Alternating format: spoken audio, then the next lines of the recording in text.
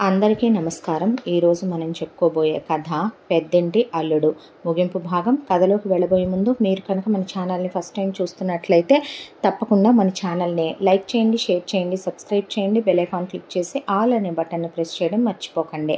కథని ఎక్కడ స్కిప్ చేయకుండా వినండి. మరి కథలోకి వెళ్ళిపోదామా? చక్రవర్తికి జగతికి వివాహం జరిగిన తర్వాత మొదటి రాత్రులు పూర్తయ్యాయి. ఆ తర్వాత హనీమూన్కి వెళ్ళారు. 1 నెల రోజుల పాటు హనీమూన్లో పగలు రాత్రి తేడా తెలియకుండా గడిపి తిరిగొచ్చారు. తిరిగి ఏమంటా వచ్చారు, కానీ వచ్చినప్పటి నుంచి చక్రవర్తికి జగతికి మధ్య యుద్ధాలు గొడవలే మొదలయ్యాయి. దానికి కారణం చక్రవర్తి కాదు, జగతే.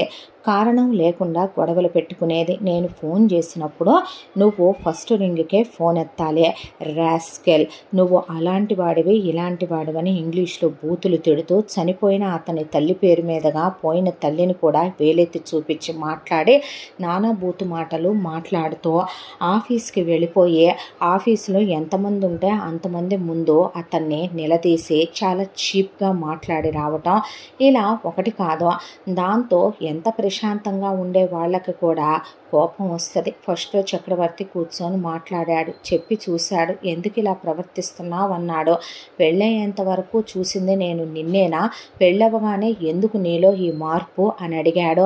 జగతి విచ్చలవిడిగా బయటికి వెళ్ళటం, కోట్లల్లో షాపింగ్ చేసుకున్నానని డబ్బులు ఖర్చు పెట్టేసుకొని రావటం, ఆ డబ్బులు ఏమైపోతున్నాయో ఎటుపోతున్నాయో మనీగా డ్రా చేసి ఏం కొన్నావంటే చూపించేది కూడా కాదు. ఆ తర్వాత తను 3 సార్లు గర్భవతి అయిందే. చెప్పా పెట్టకుండా వెళ్ళి అబోర్షన్ చేయించుకొచ్చిందే. ఇలా తినేటప్పుడు పక్కనే కూర్చొని నానా మాటలు అని తినే దాంట్లో ఉమ్మటం, తినే పళ్ళాలు పక్కకి తోసేయటం, ఇలా ఒకటి కాదు నానా మాటలు మాట్లాడటం. తనకిష్టం వచ్చినట్టు పొట్టి బట్టలు వేసుకోవటం, పబ్బులకి వెళ్ళటం, క్లబ్బులకి వెళ్ళటం, తప్ప తాగి రావటం. ఇది సంసారుల లక్షణమేనా? ఎందుకు ఇలా బిహేవ్ చేస్తున్నావని భానుప్రసాద్ అడిగితే, నీ కొడుకు నన్ను సంతోష పెట్టలేకపోతున్నాడు, పోనీ ఆ బాధ్యత నువ్వు తీసుకుంటావా అని అడిగితే నరాలు తెగిపోయి భానుప్రసాద్ మాట్లాడటం మానేశాడు కోడలతో. ఎందుకు నాన్న, నేను అప్పుడే పెళ్ళి వద్దు అన్నాను, నేను టైం తీసుకుంటాను అన్నాను, కంగారు పడొద్దు అన్నాను. మీరే ఎందుకు నాన్న నా మెడకి ఇలా ఈ గుదిబండం తీసుకొచ్చి పెట్టారని ఆ అబ్బాయి నరకం అనుభవించని క్షణం లేదు. ఇలా 1 సంవత్సర కాలం వీళ్ళ కాపురం యుద్ధాలతో సాగిపోయింది. ఏమంటా పెళ్ళయ్యి ఫస్ట్ నైట్లు అయిపోయాయో 3 రోజులు, హనీమూన్కి 27 రోజులు వెళ్ళొచ్చాడో ఆ నెల రోజులు తర్వాత ఎప్పుడో ఇక అనుకోని సందర్భాల్లో భార్య ఒంటి మీద 2-3 సార్లు చెయ్యేస్తే ఆ 2-3 సార్లకే తను ప్రెగ్నెంట్నని పెళ్ళాం చెప్పడం, అబార్షన్లు చేయించుకోవటం అంతా వింతగా అనిపించేది చక్రికి. అసలు ఆ తర్వాత భార్యని ముట్టుకోవటం కూడా తగ్గిపోయింది చక్రి విషయంలో. ఇక చక్రి ఎప్పుడు చూసినా ఆఫీసులోనే ఉండటం, ఆఫీస్ పనుల్లో బిజీ అయిపోవటం, తిండి తినకపోవటం, ఎముకలు గూడైపోవటం, మనిషి కనుగుడ్లు విడిచేయటం, పిచ్చోళ్ళ క్రాఫులు పెరిగిపోయి గడ్డాలు పెరిగిపోయి అసలు కనీసం ప్రెస్సింగ్ కూడా ఉందో లేదో చూసుకోకుండా బట్టలకు అలా వెళ్ళిపోవటం, ఆఫీసులోనే నిద్రపోవటం, ఆఫీసులోనే ఒక చిన్న దివాన్ కాట్ బెడ్డింగ్ లాంటిది వేయించుకొని అక్కడే ఉండి అక్కడే ఫ్రెష్ అయిపోవటం, అసలు టైంకి తింటున్నాడా తింటలేదా ఇవేవీ లేవో. భానుప్రసాద్కి ఇవన్నీ చూస్తూ దిగులు పట్టేసుకుందే. ప్రపంచం మొత్తం వేలెత్తి చూపించారు భానుప్రసాద్దే తప్పు అనే. చుట్టాలు బంధువులు అందరూ ఎటు వాడికి తల్లి లేదు కదా అని చెప్పి నానమ్మ తాతయ్య అమ్మ నాన్నలయ్యారు వాడికే. నువ్వు 2వ పెళ్ళాం కావాలని చేసుకొని తీసుకొచ్చుకున్నావు, నీ సుఖం నీ సంతోషం నువ్వు చూసుకున్నావు. నీ 2వ పెళ్ళాం కొడుక్కి అయితే అలాంటి బజారు దాన్ని కోడలుగా తెచ్చి నువ్వు చేసుకుంటావా? వాడు ఎంతైనా సరే తల్లి లేని బిడ్డ కదా, అందుకే ఇంత అన్యాయం చేశావా అనే పాటికి ఎవరికీ సమాధానం చెప్పలేక తలెత్తుకోలేక ఒకవైపున తీర్థయాత్రలకు తిరుగుతూ ఇంట్లో ఉంటే గదికే పరిమితం అయిపోయే, ఆఫీసు బాధ్యతలన్నీ చక్రి మీద తోసేసే, కనీసం కొడుక్కి ఓదార్పు చెప్పాల్సిన తండ్రి అయ్యుండే తను పెగ్గుల మీద పెగ్గులు తాగుతూ వెళ్ళి దేవుడి గదిలో కూర్చుంటూ ఇలా గడపడం మొదలుపెట్టాడు భానుప్రసాద్ బయటి జనాలు చేసిన అవమానాలకే. అయినా చక్రి ఆఫీస్ పనుల్ని మొత్తం తన మీద వేసుకున్నాడు. అంతా దాంట్లో వరుణ్ ఆఫీస్కి రాడు, బాధ్యతలు తీసుకోడు. వరుణ్కు ప్రపంచం ఉంటుంది. బ్యాంకాక్ వెళ్దామా, అమ్మాయిలతో మసాజులు చేయించుకొచ్చుకుందాం, చూసుకుందామా, బాలీలు వెళదామా, మాల్దీవ్స్ వెళదామా, లక్షద్వీప్కి వెళదామా, లేదంటే సింగపూర్ వెళ్దామా, మలేషియా వెళదామా, అమ్మాయిలు ఎక్కడ బాగుంటారో అని బ్రోకర్లను పెట్టి ఇళ్ళకి అమ్మాయిల్ని పిలిపించుకోవటం, వాళ్ళతో కలిసి విచ్చలవిడిగా తిరగటం, గ్యాంబ్లింగ్లు ఆడటం, పేకాటలు ఆడటం, విచ్చలవిడిగా కోట్లల్లో డబ్బులు ఖర్చులు చేసేసుకుంటూ వెళ్ళటం. భానుప్రసాద్ ఒకవైపున మత్తులో పడిపోయినప్పుడు పునీత చక్రవర్తి మీద పెత్తనాలు చేయటం, చెక్కుల మీద సంతకాలు పెట్టంటాం. ఇదొక నరకం అయిపోయింది. ఇంత దాంట్లో కూడా చక్రవర్తికి ఉన్న ఒకే ఒక్క ఉపశమనం ఆ వ్యాపారం కోట్ల రూపాయల టర్న్ ఓవర్కి పెరిగిపోయింది. దాంతో ఒక రోజున ఒక బిజినెస్ మీటింగ్ అటెండ్ అవ్వాల్సి వచ్చింది. అసలు తను రావాల్సిందే మయూరి వాళ్ళ ఊరికి కాదు, తను వేరే ఒక ఊరికి వెళ్ళాల్సిందే. తను కారు డ్రైవ్ చేసుకుంటూ వెళుతున్నాడు. ఆ రోజు బిజినెస్ మీటింగ్కి అటెండ్ అయ్యి తిరిగి వస్తున్నాడు. వచ్చేటప్పుడు సడన్గా ఒక లారీ వచ్చి తన కారుని గుద్దేసింది. కారు ఫ్లిప్ అవుతూ వెళ్ళి ఒక చోట తను అపస్మారక స్థితిలోకి వెళ్ళిపోయినా కొంచెంగా తనకి తెలుస్తూనే ఉంది. ఎవరో వచ్చారు, తన కారులో నుంచి బయటికి లాగారు, తనకు ఊపిరుందా లేదా అని చెక్ చేశారు. ఆ తర్వాత అక్కడి నుంచి తన్ని వేరే కారులో పడేశారు. అక్కడి నుంచి ఎక్కడికో తీసుకొచ్చారు. అక్కడికి తీసుకొచ్చాక చేతులతో తన్ని పట్టుకొని బయటికి లాగారు. తన తల మీద బలంగా కొట్టారు. ఆ కొట్టిన దెబ్బ కూడా చిన్నగా కొట్టలేదు, అసలు తన తల అదిరిపోయేలాగా కొట్టారు. చాలా దారుణంగా ఒళ్ళంతా గాయాలు చేశారు. తర్వాత ఆ కొండ మీద నుంచే తోసేస్తూ ఉన్నప్పుడు కూడా వాళ్ళ మాటలు తనకి గుర్తొస్తున్నాయి. ఇప్పుడు ఇక్కడి నుంచి తోసేస్తే వీడు లోయలో పడతాడురా, కింద పారే నది ఉంది, కొట్టుకెళ్ళిపోతాడు, వీడి శవం కూడా దొరకదు, లేదా అడవిలో పడితే ఆకలి మీద ఉన్న జంతువులు వీడిని చీల్చేసి తినటానికి అరగంట కూడా పట్టదు అని వాళ్ళు మాట్లాడుకొని పైనుంచి కిందకు తోసేసి చక్రిని వెళ్ళిపోయారు. దేవుడు ఉన్నాడనుకోవాలా, పోయిన తల్లే వచ్చి ఆత్మరూపంలో కాపాడిందనుకోవాలా, తాత నానమ్మల ఆత్మలు ఘోషించాయనుకోవాలా. ఆ కొండ మీద నుంచి దొర్లుకుంటూ కింద పడుతున్న చక్రి అనుకోకుండా ఓ చెట్టు కొమ్మకి షర్టు పట్టేసి అక్కడ ఆగిపోయాడు. అదే సందర్భంలో అతను అలా వేలాడుతూ ఉన్నప్పుడు శరీరంలో సత్తువ లేదు, ఓపిక లేదు, రక్తం కారిపోతోంది, దాహం వేస్తోంది. అతనే ప్రాణం దేవుడిదా, భూమి మీద ఉండే అర్హత తనకి ఇంకా ఉందా లేదా అని తెలియని క్షణం దేవతలా వచ్చింది మయూరి. వచ్చి చున్నీ వేసి గట్టిగా పట్టుకుంది తన్నే. ఆ తర్వాత వాళ్ళ నాన్న టీం వాళ్ళు రావటం, తన్ని తీసుకెళ్ళటం, వాళ్ళు తన్ని కాపాడటం, ఆ తర్వాత తను స్పృహలోకి రావటం, తను గతం మర్చిపోవటం, ఆ తర్వాత కథ అంతా తెలిసిన విషయమే. ఒకవైపున భానుప్రసాద్తో ఇందిర వాదిస్తూ ఉండగా పార్థసారథి అలా ఎలా అని మాట్లాడుతూ ఉండగా వీళ్ళ వైపు చుట్టాలు బంధువులు కూడా ప్రూఫ్లు చూపించమంటే చిన్నప్పటి నుంచి ఉన్న చక్రి ఫోటోలు, చక్రి వీడియోలు, చక్రి పెళ్లి ఫోటోలు, ఆఫీస్కి వెళ్ళిన ఫోటోలు ఇవన్నీ చూపిస్తూ ఉండగా ఆలోచించుకుంటున్న చక్రికి ముక్కుల్లో నుంచే బ్లడ్, చెవుల్లోంచి బ్లడ్ వచ్చేయటం మొదలైంది. దాంతో అక్కడే ఉన్న మిగతా డాక్టర్స్ కళ్ళు తిరిగి పడిపోయిన చక్రిని ఇమీడియట్గా హాస్పిటల్కి తీసుకెళ్లాలని హాస్పిటల్కి తీసుకెళ్ళిపోయారు. డాక్టర్స్ అన్ని టెస్టులు చేసి చెక్ చేసి అబ్జర్వేషన్లో పెట్టి మెడిసిన్స్ అవి ఇచ్చి ట్రీట్మెంట్ కంప్లీట్ అయ్యాక నీకు గతం గుర్తొచ్చిందా మురారి అని అడిగాడు బ్రెయిన్ డాక్టర్. అవునని మురారి తల ఊపాడు.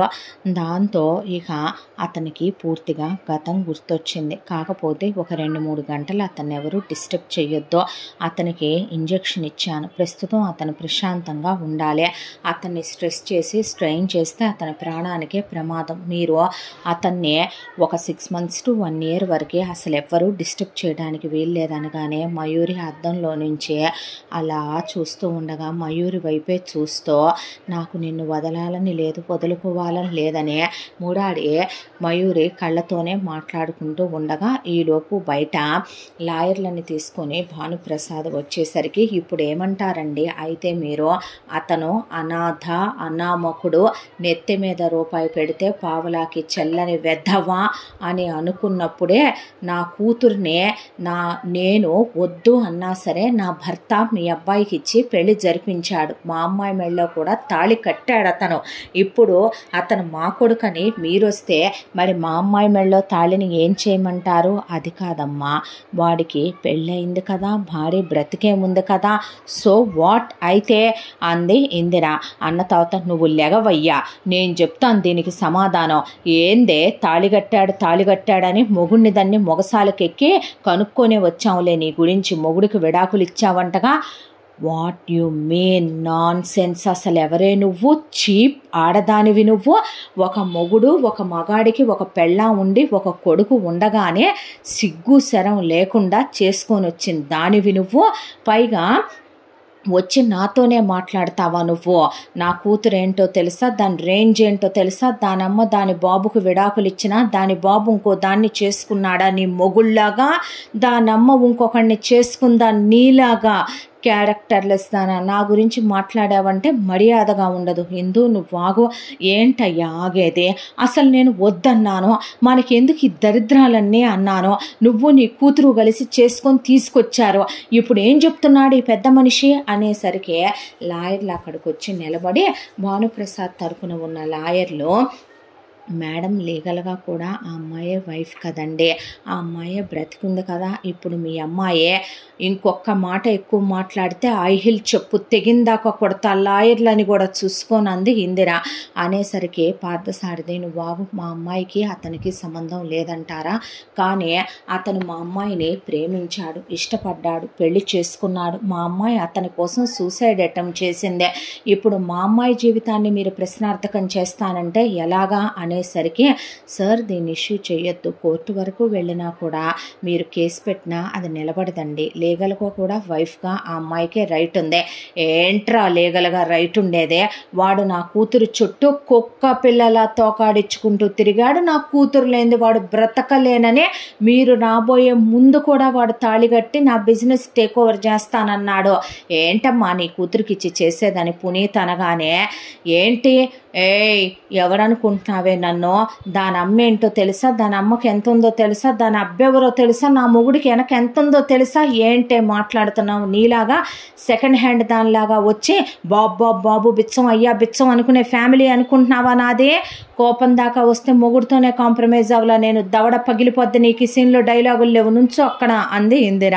అనేసరికి మీరంతా కాదు అడ్డం లేవండి మావయ్య అనే జగతి వచ్చి దుప్పట్టా తీసి మయూరి ముందు జోలి పట్టి మోకాళ్ళ మీద కూర్చొని మయూరి కాళ్ళు పట్టుకొని, అతను నా భర్త, అతనితో నేను జరిగింది, నాకు పెళ్ళి చేసుకున్నాను అతన్ని నేను. నువ్వు అతనితో శారీరకంగా కలవలేదు, కానీ నేను అతనితో శారీరకంగా కలిశాను. మా ఇద్దరి శరీరాలు కూడా కలిసినాయి. అతను లేనిదే నేను బ్రతకలేను. అతను నన్ను ప్రేమించి ఇష్టపడి పెళ్లి చేసుకొని గతం మర్చిపోయి నిన్ను చేసుకున్నంత మాత్రాన నువ్వు భార్య అయిపోతావా? నువ్వు నా సవితిగా ఉండటానికి ఇష్టపడతానంటే రా, నాకు వచ్చిన ప్రాబ్లం ఏమీ లేదు, ఇద్దరం పంచుకుందామంటే చెప్పుతో కొడతా. ఎవత్తివే నువ్వు? నా కూతురు షేర్ చేసుకోవాలా? ఎలా కనపడుతుంది నా కూతురు? చిన్నదో వైపు పెద్దదో వైపు అని కాపురాలు చేయించుతాడా నీ మామ? నీ మామ ఒక పెళ్ళాం పోతే ఇంకో పెళ్ళాన్ని చేసుకున్నాడేమో. మా ఇంట వంట కూడా లేవు, సెకండ్ హ్యాండ్ ఉద్దేశాలు, సెకండ్ హ్యాండ్ మాటలు అనేసరికి ఒకవైపున అసలు లేవే ఏంటే నువ్వు దాన్ని బ్రతిమిలాడేది? ఏ నీ కూతురు ఏమైనా కాల్ జారిందా మా వాడితో అంది పునీత. లాగి ఇందిర కొడితే వెళ్ళి భానుప్రసాద్ మీద పడింది పునీత. ఇంకొక మాట ఎక్కువ మాట్లాడితే చెప్పుతో కొడతా. మా క్యారెక్టర్లు నిప్పులే. మొగుడు ఇదే ఊళ్ళో ఉంటే ఆయన్ని చూసుకుంటూ బ్రతికేస్తున్న జీవితం నాదే. అలాంటిది నా కూతురు కాల్ జారిందా కడుపు తెచ్చుకుందా అన్నావంటే తాట ఒలిచేస్తానంది ఇందిర. ఈలోపు మయూరి కాళ్ళు పట్టుకొని, ఆయన లేకపోతే నేను చచ్చిపోతాను, నాకు పతిభిక్ష పెట్టు, ఆయన ఇప్పుడు స్ట్రెస్ స్ట్రెయిన్ల మీద ఇవన్నీ గుర్తు చేసి నీతోనా నాతోనా జీవితం అంటే, ఆయనకి ఏమన్నా అయిపోతే ఆయన నీకు దక్కడు నాకు దక్కడు, ఆయన చచ్చిపోతే ఆయన శవాన్ని చుట్టం ఆనందమా నీకు అనేపాటికి మయూరికి గుర్తొచ్చాయి. ఆ రోజు లాంగ్ డ్రైవ్కి వెళ్ళటం, అక్కడ మురారి కనిపించడం, మురారిని తీసుకురావటం, ట్రీట్మెంట్ చేయించటం, తను వెళ్ళటం, మురారికి తనే పేరు పెట్టుకోవటం, చేసుకోవటం, ప్రాణానికి ప్రాణంగా ప్రేమించటం, తను లేనిదే బ్రతకలేననిపించే సూసైడ్ అటెంప్ట్ చేయటం, అమ్మని ఒప్పించటం, పెళ్లి చేసుకోవటం, ఇంత చేసింది అతన్ని చంపుకోవటానికా అనే దాంతో సరే తీసుకెళ్ళు అంటే, ఏం మాట్లాడుతున్నావు బేబీ నువ్వు అంది ఇందిర. అది కాదమ్మా నేను మాట్లాడతానని పార్థసారథి. వద్దు డాడీ, ఇప్పుడు నేను అతని మీద ఒత్తిడి పెంచే కొద్దీ అతను ప్రాణానికి దూరం అవ్వాల్సి వస్తుంది. వద్దు తీసుకెళ్ళిపోండి అన్న తర్వాత, ఎటు నాకు అతనికి జరిగిన పెళ్ళి మీరు చెల్లదంటున్నారు కాబట్టి నేను విడాకులు ఇవ్వక్కర్లేదు కదా, మీరు తీసుకొని వెళ్ళిపోండి అన్న తర్వాత భానుప్రసాద్ వాళ్ళు మురారిని చక్రి అని లేపి తీసుకొచ్చారు. తీసుకొస్తే బయటికి ఏదో మాట్లాడబోయాడు. ఇందర ముఖం తిప్పేసుకుంటే, పార్థసారథి స్ట్రెస్ తీసుకోకు అన్నాడు ఆయన. మయూరే అలా చూస్తుంటే మయూరి వైపే చూస్తూ వాళ్ళు లాక్కెళ్ళి కారు ఎక్కించుకొని తీసుకెళ్ళిపోతుంటే కారులో నుంచే అలా చూస్తూ ఉండిపోయాడు మురారే. ఆ తర్వాత మయూరిని తీసుకొని, ఇంకా ఇందిరా పార్థసారథి వేరువేరుగా ఏముంటారు ఈ సిచ్యువేషన్లో, వాళ్ళ కూతురు జీవితం కన్నా వాళ్ళకి ఏమెక్కువ అనే దాంతో ఆయనే ఆవిడతో పాటు ఇంటికి వచ్చేసరికి మయూరే పెద్దగా ఏడ్చేసింది తల్లిని తండ్రిని పట్టుకొని. నా ప్రేమ నాకు దూరం అయిపోయింది డాడీ, నా ప్రేమ నన్ను వదిలి వెళ్ళిపోయింది డాడీ, మీ కడుపును పుట్టటానేమోనమ్మా నాకు దేవుడు ఇలాంటి శిక్ష వేశాడో, నేను ప్రేమని అందుకోలేకపోయాను, మీరు ఎలా అయితే ప్రేమించుకొని మీ ప్రేమకు మీరు దూరం అయిపోయారో నేను అలాగే మిగిలిపోయాను ఏంటి మమ్మీ అనేసరికి తట్టుకోలేని ఇందిర పార్థసారథి మీద పడి బావురుమని ఏడ్చేసి, నేను అందుకే వద్దన్నాను, అరేంజ్డ్ మ్యారేజ్ చేద్దామన్నాను, ఒక అబ్బాయిని వెతుకుదామన్నాను, నువ్వు విన్నావా నా మాట అనేసరికి మయూరి లోపలికి వెళ్ళి డోర్ వేసేసుకుంది. ఆ తర్వాత డిప్రెషన్లోకి వెళ్ళిపోయి పిచ్చిదానిలా తయారైపోయింది.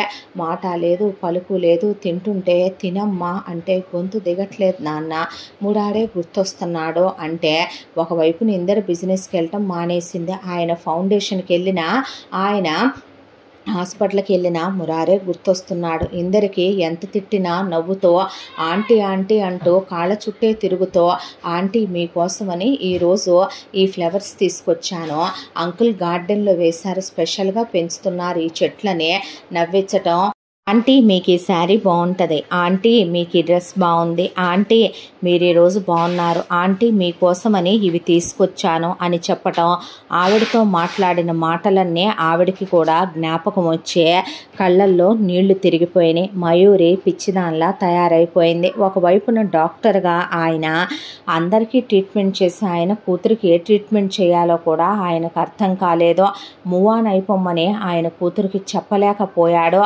కూతురు అల్లుడు కట్టిన తాళే తీయలేదు, మెట్టెలే తీయలేదు, కనీసం ముక్కుపచ్చలారలేదు కూతురికి. వాళ్ళు ఆ రోజు ఫస్ట్ నైట్లు అవ్వలేదు కదా, మా అబ్బాయికి మీ అమ్మాయికి అన్నట్టు తీసుకొని వెళ్ళిపోయారు. ఒకవైపున తను ఎలాగైనా తన భార్య బిడ్డ ఉండాలనుకున్నాడని దిగుల్లో కుంగిపోయాడు ఆయన. ఇంత దాంట్లో ఒక రోజున మయూరే బ్యాగులు సర్దుకొని కిందకు వచ్చింది. ఎక్కడికే అని అడిగింది ఇందిర. నేను నీలాగా నాన్నలాగా నేనమ్మా వెళతాను, నా భర్త ఉన్న ఊరికి వెళ్ళి అతనికి తెలియకుండా అతనికి నేను కనిపించకుండా అతన్ని చూసుకుంటూ బ్రతికేస్తాను అంటే, నువ్వు మళ్ళీ పెళ్లి చేసుకోవా? నువ్వెందుకు చేసుకోలేదు మమ్మీ? డాడీతో డివోర్స్ అయిన తర్వాత డాడీ నువ్వెందుకు చేసుకోలేదు మమ్మీతో డివోర్స్ అయ్యాక? ఇది మాత్రమే ప్రేమ, నాది ప్రేమ కాదా? పర్వాలేదమ్మా, నేను తన భార్యని కాదన్నారు, కానీ ఏ రోజైతే అతను నేను ప్రేమించుకొని ఎప్పుడైతే మేము ఒకళ్ళ మనసులు ఒకళ్ళకి ఇచ్చిపుచ్చుకున్నామో అప్పుడే మా పెళ్ళైపోయింది, అప్పుడే మా తొలిరాత్రి అయిపోయింది, అప్పుడే నేను అతని పిల్లలకి తల్లినయ్యాను. ప్రేమ చాలా బలీయమైనది నాన్న, నేను తనతోనే జీవితం, తనే నా సర్వస్వం అనేసుకున్న తర్వాత మరొక మగాడికే కాదో ఎవ్వరికీ నా జీవితంలో స్థానం లేదమ్మా. నాకు దేని మీద ఆశ లేదు. నాకు అతను ఎలా ఉన్నా ఎవరితో ఉన్నా అతన్ని చూసుకుంటూ బ్రతికేయాలనే కోరికగా ఉంది, ఆశగా ఉంది. వెళుతున్నాను డాడీ అని బయలుదేరి వెళ్ళిపోయింది మయూరి కారేసుకొని. ఒకవైపు ఇక్కడ కథ ఇలా ఉండగా, మురారి వెళ్ళిన దగ్గర నుంచి మనసులో లేదు, మనిషిలా లేడు.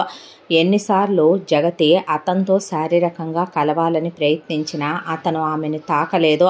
వేరే గదిలో పడుకొని ఇక అతని ఫోన్లో అన్ని ఫోటోలు ఉన్నాయి మయూరివి. అవి చూసుకుంటూ మయూరితో గడిపిన క్షణాలే గుర్తొస్తున్నాయి.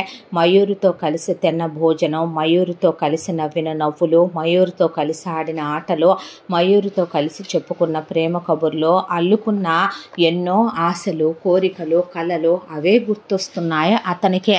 ఒక్క మెమరీ కూడా జగతితో హ్యాపీగా గడిపినట్టు గుర్తు రావట్లేదు మురారికి. గుండె తొలిచేస్తోంది. ఎవరైనా నీ పేరేంటని అడిగినా మురారని చెప్తున్నాడు తప్ప చక్రవర్తి అని చెప్పట్లేదు. తను ఆఫీస్కి వెళ్ళినా మయూరే గుర్తొస్తోంది. ఆమె నవ్వులే గుర్తొస్తున్నాయి. ఇంట్లో ఉండలేకపోతున్నాడు, తిండి తినలేకపోతున్నాడు, అడ్జస్ట్ అవ్వలేకపోతున్నాడు. తండ్రితో సైతం మాట్లాడాలన్నా కూడా నచ్చట్లేదు.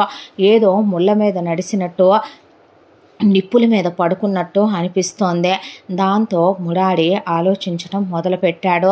తను మయూరికి కనిపించిన క్షణం నుంచి తిరిగి వచ్చిన క్షణం వరకు మయూరి పిచ్చిదైపోయిందేమో, ఎలా ఉందో ఏంటో అలా వదిలేసి వచ్చాడు, ఒక్క మాట కూడా మాట్లాడలేదు అనే దిగులు, ఆవేదనతో మనసులో లేదు మురారికి. ఇంత దాంట్లో మయూరి చేరుకొని మురారి వాళ్ళ అడ్రస్ తెలుసుకొని అక్కడ దాకా వెళ్ళింది. వెళ్ళిన తర్వాత తను లోపలికి వెళ్ళకూడదు కాబట్టి మురారి వాళ్ళు ఉండే ఇంటికి ఎదురుగా ఒక అపార్ట్మెంట్స్ ఉంటే వ్యూ కనపడేలా ఫ్లాట్ తీసుకొని అక్కడ తను ఒక బైనాక్లర్స్ ఏర్పాటు చేసుకుని మురారిని చూడటం మొదలుపెట్టిందే.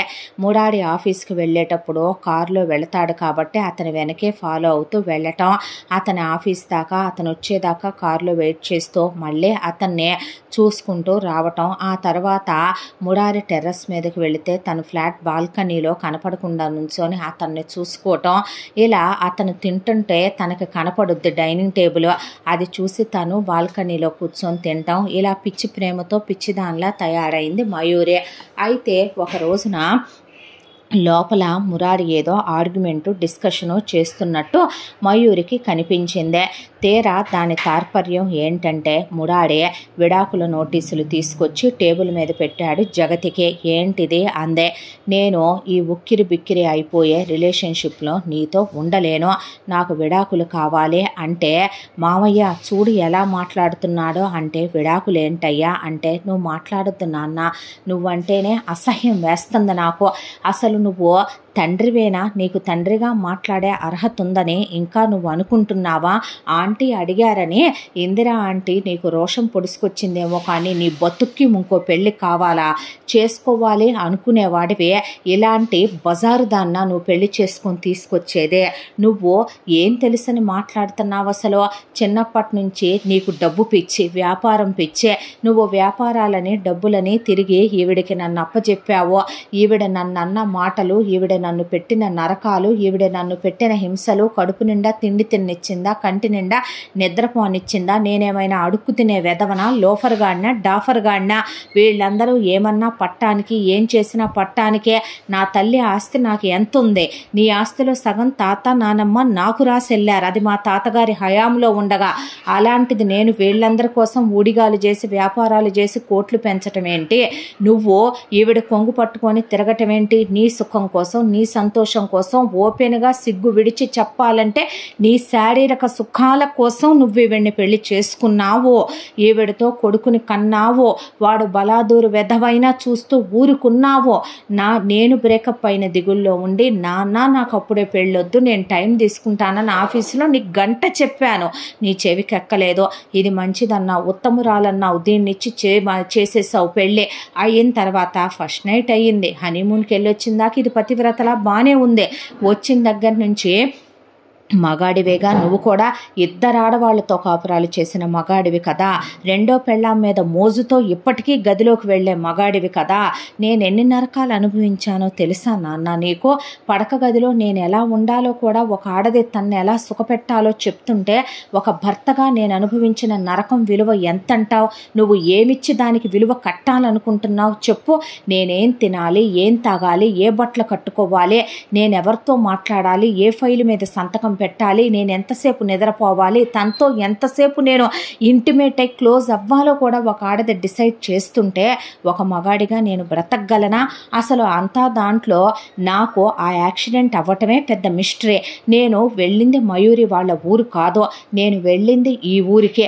అక్కడి నుంచి నేను ఎలా మయూరి వాళ్ళ ఊరికి వెళ్ళానో, నన్ను ఎవరో కొట్టారు, గాయపరిచారు, కొండ మీద నుంచి తోసేశారు. నువ్వు ఒక తండ్రివే, నువ్వు అంత బాగా ఎంక్వైరీ చేసి అంత బాగా పట్టించుకున్నావో.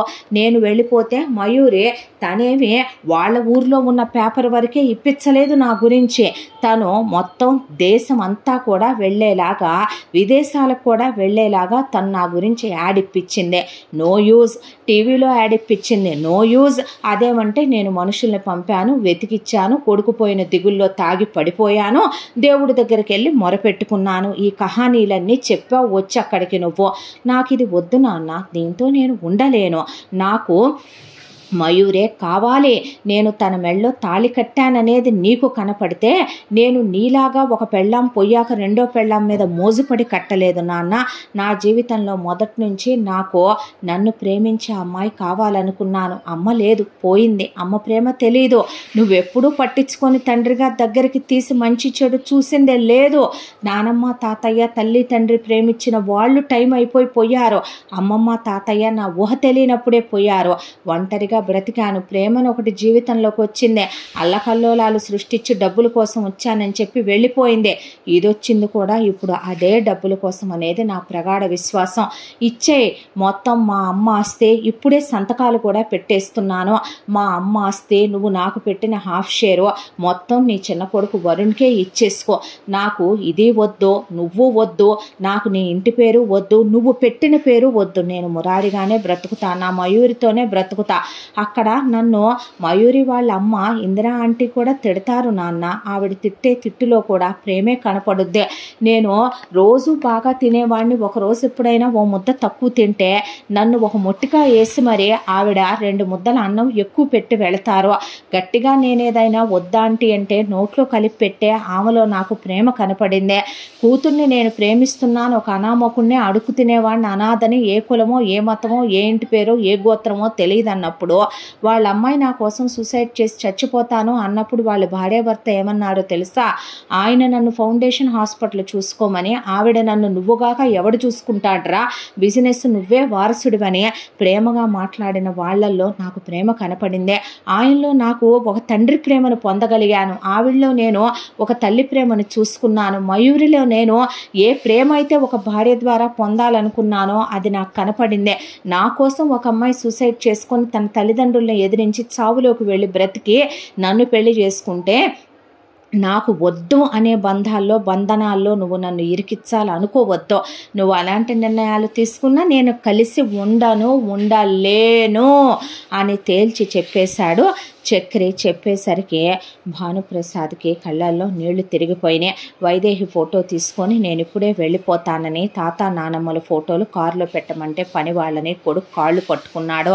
నువ్వు వెళ్ళొద్దయ్యా, నువ్వెవరికి ఆస్తి రాయొద్దని ఆ పత్రాలు చించి పక్కన పడేసి విడాకుల పత్రం మాత్రం సంతకం పెట్టేసే జగతి నువ్వంటే మామయ్య అందే.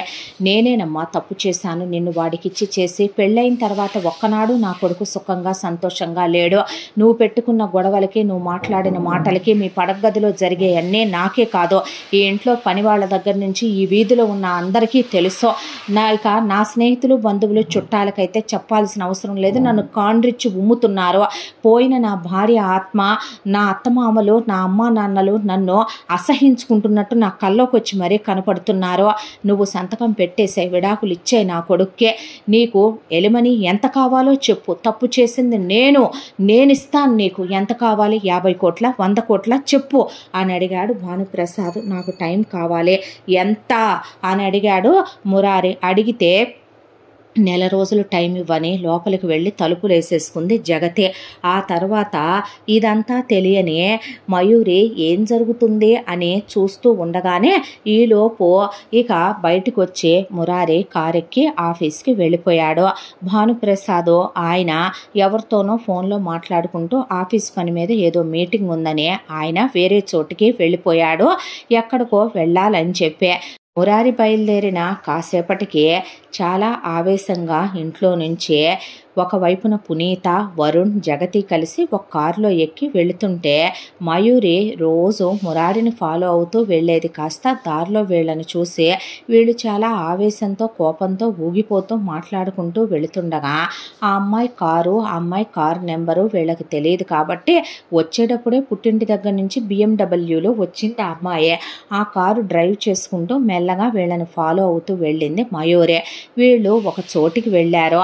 ఒక చోటికి వెళితే కారు కొంత దూరంలో ఆపి తను వీళ్ళ వెనకాలే వెళ్ళేసరికి వెళ్ళి రౌడీల్ని కలిశారు. వెళ్ళగానే పునీత, వరుణ్ కలిసి ఆ రౌడీల్ని కొట్టారు. జగతి వాళ్ళ ముఖాన కాండ్రెచ్చి ఉమ్మి ఆ పక్కనే ఒక ఐరన్ రాడ్ ఉంటే రౌడీల్ని చితక్ కొట్టేసింది.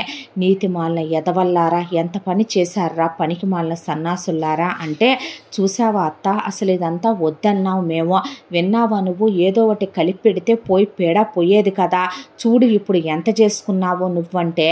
నేను బయట ప్రపంచానికి మన మీదకి రాకుండా చెయ్యాలనుకున్నానే. నువ్వు నా మేనగోడలివే అయినా నా అన్న కూతురువే అయినా మీ అమ్మా నాన్నల దగ్గర నుంచి నిన్ను తీసుకొచ్చేసి ఎవరో అనామకుల దగ్గర పెట్టి మరీ డబ్బులు ఇచ్చే నిన్ను నేను పెంచి పెద్ద చేసి చదివించుకుంటూ వచ్చాను. నువ్వు వయసుకు వచ్చిన దగ్గర నుంచి వరుణ్ గాడు నువ్వు ఒకళ్ళ మీద ఒకళ్ళు మనసు పారేసుకొని శారీరకంగా కలవటం మొదలుపెట్టారు. ఆ తర్వాత వీడికి నిన్ను ఎరగా వేద్దాము అనే టైంకి వీడు అసలు నీ మీద ఇంట్రెస్ట్ పే చెయ్యరని నాకు అనుమానం వచ్చింది. ఏంటా అంటే వీడొక దాన్ని ప్రేమిస్తున్నాడని తెలిసిందే. దానికి విపరీతమైన డబ్బు పిచ్చి కాబట్టి దానికి నేనే డబ్బులు పడేశాను.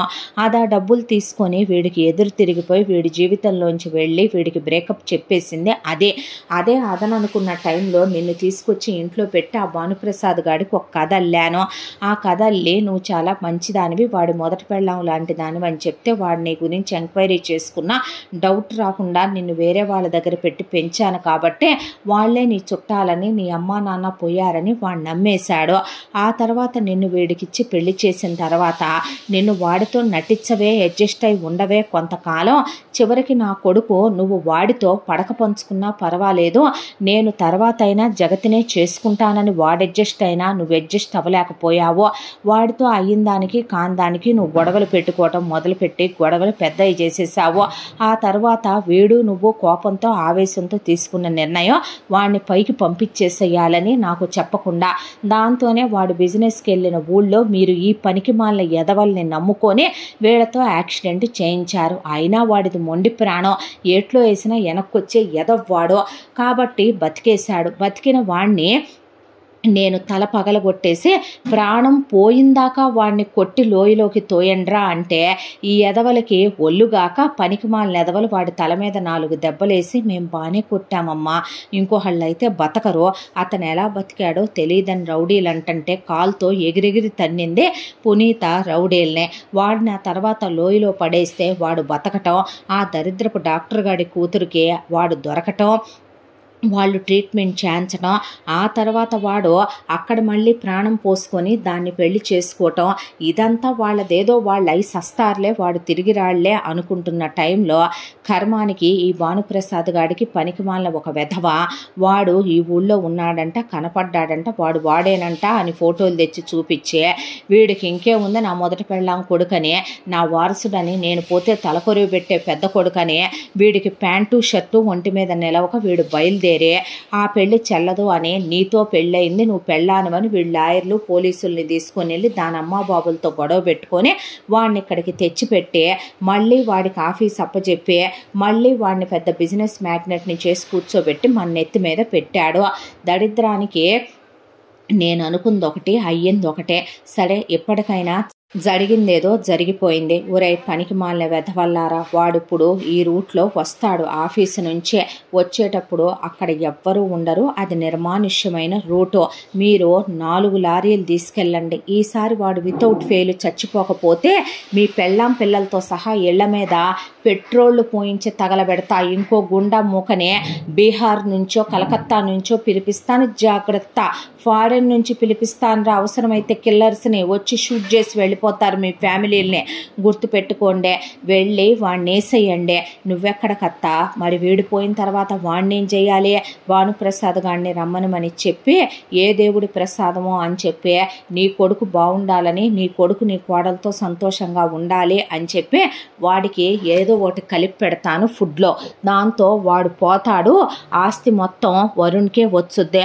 అప్పుడు నువ్వు వీడు కలిసి వాడు పోయిన తర్వాత ఇక కొన్నాళ్ళు ఒక నెల రోజులు విడోగా ఉండి తర్వాత వీడిని చేసేసుకొని సుఖపడుతూ కానీ ఆ తర్వాత నేను కూడా వరుణ్ వాళ్ళ నాన్నని తీసుకొచ్చి మళ్ళీ పెళ్లి చేసుకుంటాను అన్న తర్వాత వరుణ్ వాళ్ళ నాన్న ఏంటి అంది జగతే. మరి వీడు భానుప్రసాద్ గారికి పుట్టాడు అనుకుంటున్నావా ఏంటే? నేను నా వయసుకు వచ్చిన దగ్గర నుంచి ఒకడిని ప్రేమించాను, వాడే జీవితం లోకం అనుకుంటున్నప్పుడు కులానికి వెలసి వీడికి డబ్బుందని ఈ సెకండ్ హ్యాండ్ వెదవకి, పెళ్ళాం చచ్చిన వెదవకి ఇచ్చి నన్ను పెళ్లి చేశారు. ఆ తర్వాత నాకు వీడితో కాపురం చేయటం ఇష్టం లేదు, అయినా తప్పదు కాబట్టి ఒంటి మీద చెయ్యించుకొని నేను వీడికి వచ్చిన కడుపు తీయించుకొని మా పుట్టింటికి వెళుతున్నానని 6 నెలలు వచ్చి మీ అమ్మా నాన్న దగ్గర ఉండి నేను నా ప్రియుడితో శారీరకంగా కలిసి గర్భం వచ్చాక నిర్ధారణ చేసుకొని వచ్చే నా ప్రియుడికే నేను కన్నాను వరుణ్ణే.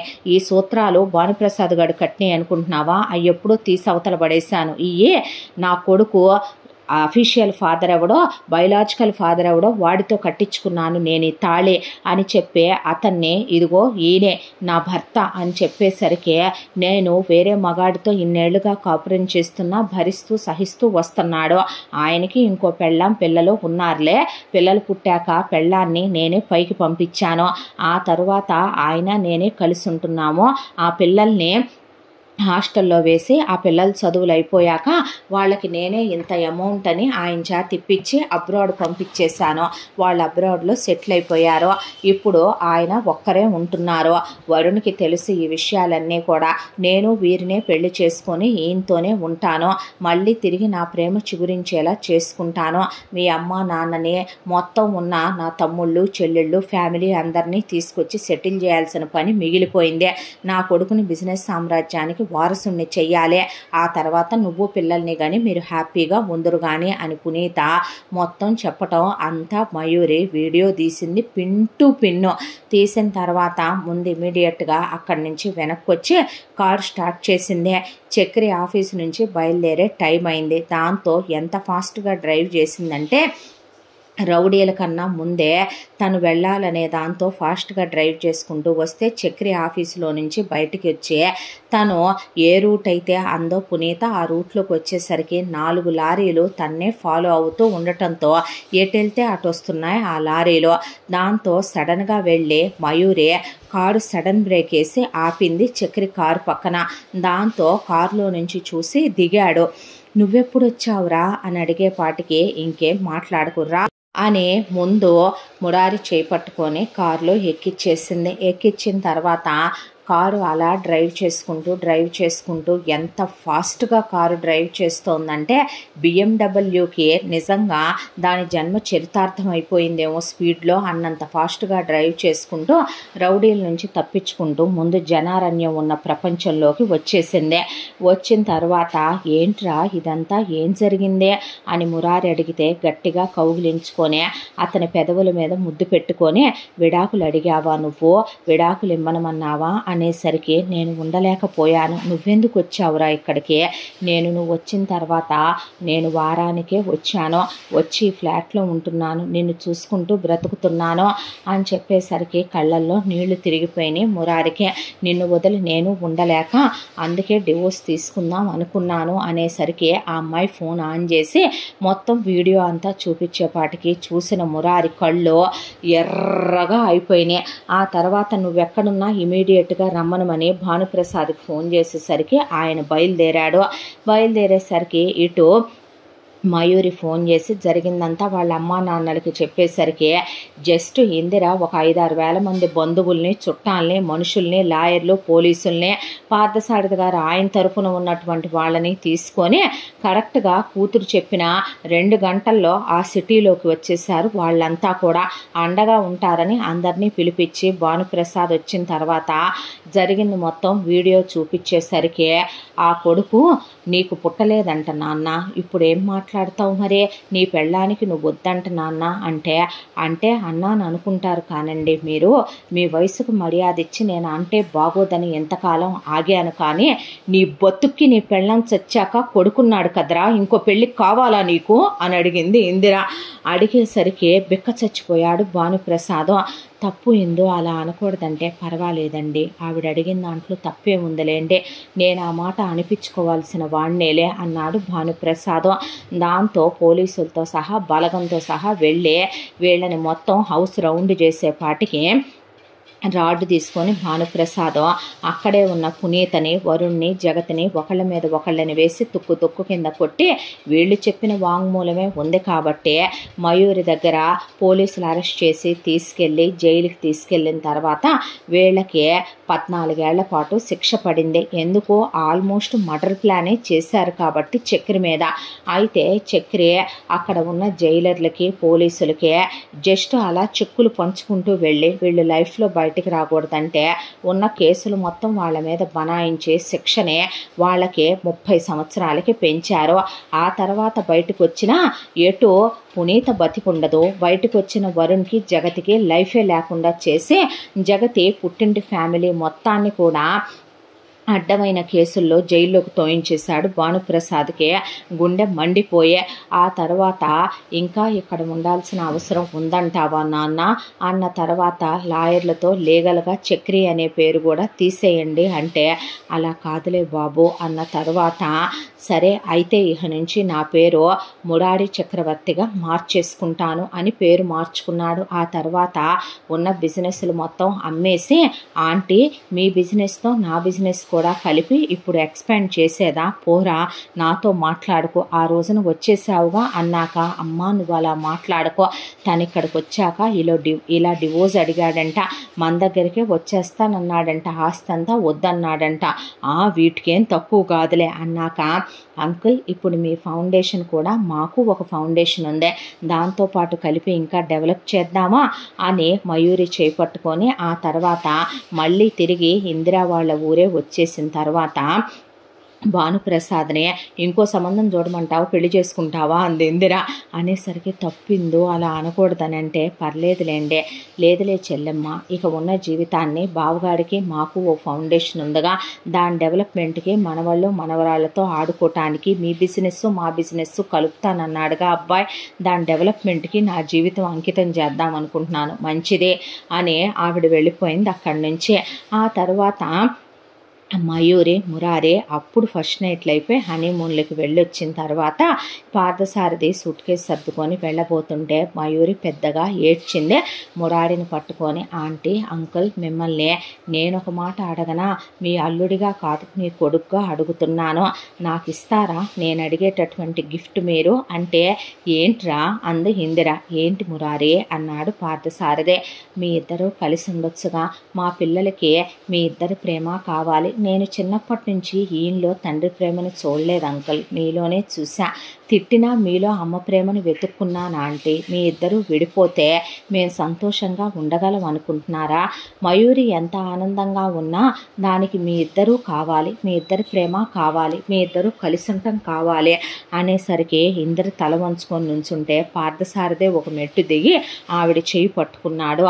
చేయి పట్టుకున్నాక, ఇప్పుడు మీకేంటి, మీ ఆశలు తీర్చేవాళ్ళు కావాలి అంతే కదా, ఇప్పుడు మీ అమ్మాయికి నేను ప్రేమించే భర్తగా దొరికాను, మీ బిజినెస్ నేను చూసుకుంటాను అంటే, మీ ఫౌండేషను మీ హాస్పిటల్ నేను చూసుకుంటాను అంకుల్, మీరు టెన్షన్ పడొద్దు అన్న తర్వాత ఇద్దరు ఏం మాట్లాడాల. అప్పుడు సెకండ్ హనీమూన్కి వెళ్ళొచ్చి సారీలు చెప్పుకున్నారు ఇద్దరు. ఇన్నాళ్ల జీవితం పోయిందైతే వెనక్కి రాదుగా అనిపించిన, ఇన్నాళ్ళకైనా వాళ్ళు ఈగోలు పక్కన పెట్టి కలిశారని ఆనందపడ్డారు మురారి మయూరే. ఆ తర్వాత మురారి బిజినెస్ని బాగా డెవలప్ చేసి హాస్పిటల్ని కూడా ఇంకా చాలా పెంచేశాడు. ఆ తర్వాత ఫౌండేషన్లు రెండూ కలిపి చాలా పెద్ద ఫౌండేషన్ కింద నిర్మాణం జరిగిపోయింది. ఇలా హ్యాపీగా ఉన్న ఒక 5 ఏళ్ల తర్వాత మయూరి ప్రెగ్నెంట్ అయ్యింది. ప్రెగ్నెంట్ అయ్యాక ట్విన్స్ ఉన్నారని చెప్పి ఆ తర్వాత 2 మగపిల్లలు పుట్టిన తర్వాత ఇందిర ఒకడిని చేతిలోకి తీసుకుని వీడు నా వారసుడు, రేపు నా బిజినెస్ సామ్రాజ్యాన్ని వీడు ఏలతాడు అనుకుంటే వీడు నా వారసుడు, రేపొద్దున నా ఫౌండేషన్స్, నా హాస్పిటల్స్, నాలా డాక్టర్ అయ్యి వీడన్నీ చూసుకుంటాడు. మరి మాకు అంది మయూరి. నీకు నీ మొగుడున్నాడు కదే అన్న తర్వాత అన్నావుగా ప్రేమించే మొగుడు కావాలి అని. నీ మొగుడు పేరుకి పెద్దింటి అల్లుడే కానీ పెళ్ళాం చుట్టూ తిరగటం మాత్రం మా అన్నయ్య మొగుడేలే అనేసి ఆవిడ ఒక బాబుని ఆయన ఒక బాబుని తీసుకొని వెళ్ళిపోయాక మయూరి మళ్ళీ ప్రెగ్నెంట్ అయింది. ఈసారి పాప పుట్టింది. ఆ పాపని భానుప్రసాద్ ఎత్తుకొని నా పోయిన భార్య వైదేహి మళ్ళీ పుట్టిందని ఆయన తీసేసుకునేసరికి ఇహ నా ఓపిక అయిపోయింది అంది మయూరి. అనేసరికి చాలేరా పోన్లే వాళ్ళు అలాగే పెరుగుతారు, నాకు నువ్వు నీకు నేను ఉన్నాంగా అనేశాడు మురారి. ఇలా సంతోషాలు ఆనందాల మధ్య ఈ కథ ఇలా కంచికి చేరింది. ఇంతటితో ఈ కథ సమాప్తం. మళ్ళీ మరొక మంచి కథతో కలుసుకుందాం. తప్పకుండా మన ఛానల్ని లైక్ చేయండి, షేర్ చేయండి, సబ్స్క్రైబ్ చేయండి, బెల్ ఐకాన్ క్లిక్ చేసి ఆల్ అనే బటన్ని ప్రెస్ చేయడం మర్చిపోకండి. ఇంత మంచి కథను మనకు అందించిన కథ రచయిత్రి జి యామిని శ్రీనివాస్ గారు. చిన్న టెక్నికల్ ప్రాబ్లం వల్ల స్టోరీ అప్లోడ్ చేయటం ఈరోజు లేట్ అయ్యింది, సో అర్థం చేసుకోండి. Thank you so much.